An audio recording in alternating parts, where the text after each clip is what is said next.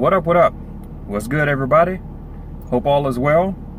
And want to talk about a fragrance I was wearing today, and without further ado, let's just jump right into it. That is by the house of Mancera Roses Jasmine. Now, got a little bit of a story with this one. So let's start with the story, actually. So I first got this fragrance. I bought it on a blind buy. And I know roses, jasmine, dominant fragrances, kind of what kind of power that's going to bring.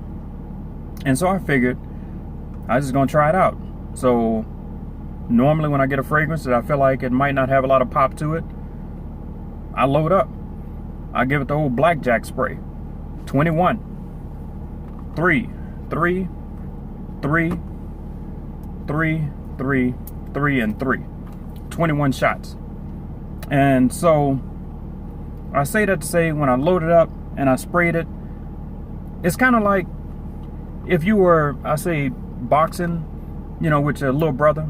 You put your gloves on, you kind of know what kind of power he has, so you play with him a little bit, pepper him up a little bit, and okay, now let's let him get a shot in. I know he can't hurt me.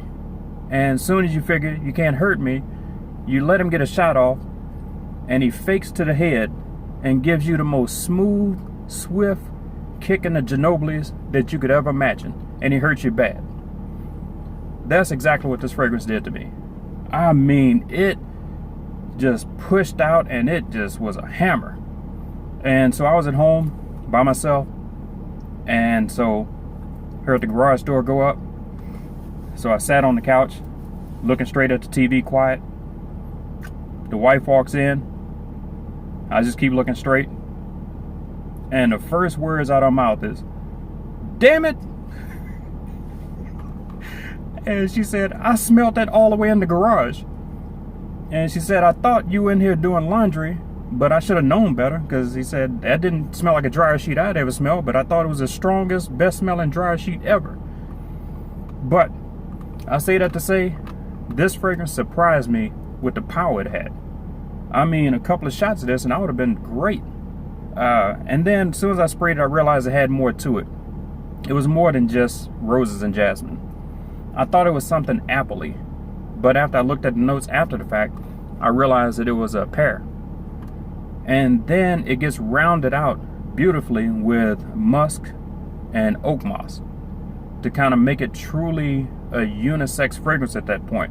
So it has a little fruity aspect, but then it also has that base that makes it just wonderful, just spectacular. And I say that to say this lasts as long as the day goes. I mean, bang for the buck, can't beat it. I think I blind bought it, must have been for maybe $90, something like that. I mean, my word, I can't beat that. And 4 ounces of it, just wonderful, wonderful fragrance. I mean, that's spectacular. That's awesome. Now, some, the guys that are kind of worried about something smelling somewhat feminine, I'd say try before you buy, just like everything. Because when it starts out, it might come off feminine, but just wait, because as it sits on your skin, it just gets better and better.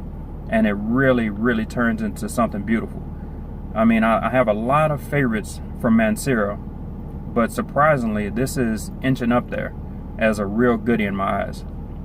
But all in all, just wanted to tell that little story and talk about what I was wearing today. Roses Jasmine. I can see this fitting for every season, actually, because with that kind of punch, I mean, it'd be lovely to smell roses and jasmine even when it's cold outside. And it'll remind you of spring and things blooming. And you can go summertime, spring, fall, anytime. This works year round. Really solid fragrance. But that's all I got. Just want to talk about that and talk about my experience with the first time I blind bought Roses Jasmine. But if anybody else has tried this one, let me know how it initially felt when you sprayed it on, or as far as what kind of lasting power you got with it, because it was pretty special on me. But hey, that's all I got. Until next time, hey, y'all be good.